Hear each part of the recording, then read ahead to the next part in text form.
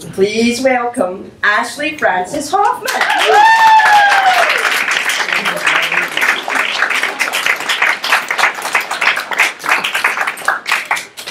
I am 5 years old, running around church coffee hour after service on Sunday.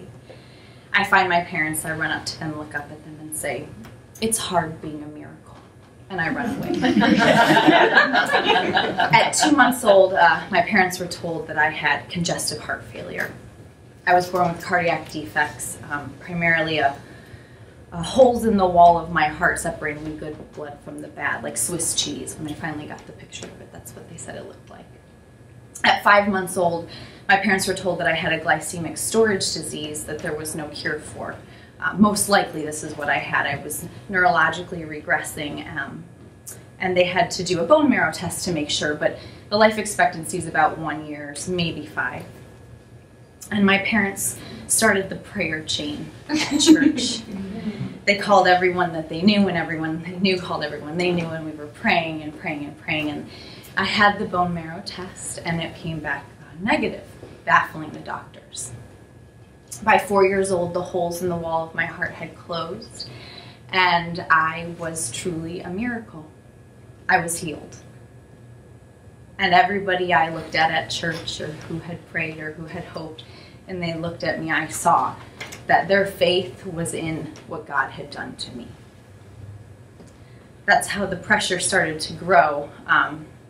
But I continued to just be a regular little kid with a little bit of asthma, but normal, happy kid running around. I'm 12 years old, running cross country and dancing. I decided I like ballet at 12, and I catch bronchitis, and the little inhaler that I was given is just not doing its job. So my mom takes me to the doctor.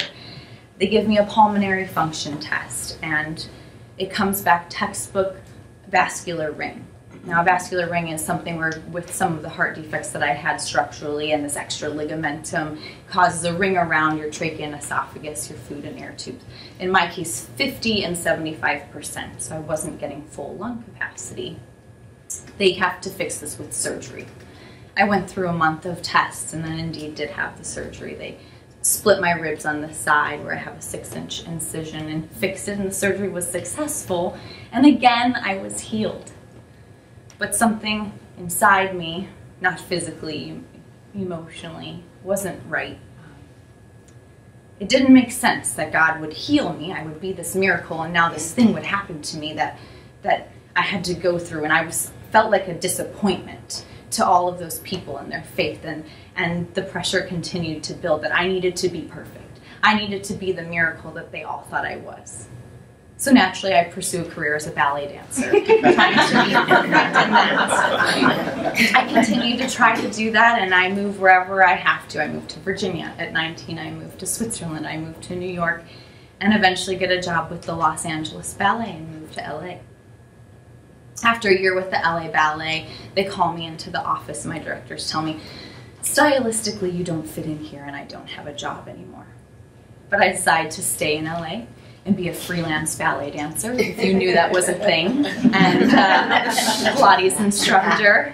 And I'm living here at 23, and my roommate is away on a job. I'm living alone for the first time in my life, and I hear myself. I hear my internal dialogue, and I'm so mean to myself.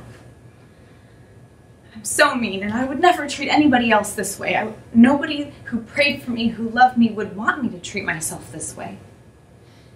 And slowly I start a new dialogue, and I start to deserve love and decide that that's okay, that I can love myself. Slowly I get a little bit better. I'm still a statistical anomaly. I'm a freelance ballet dancer in Los Angeles. And that's an anomaly. That same roommate who was away came back, and she said something to me, probably in reference to a boy who had hurt me, but she said, "Ashley, hearts heal." And she's right, they do. And that's the real miracle that I believe in.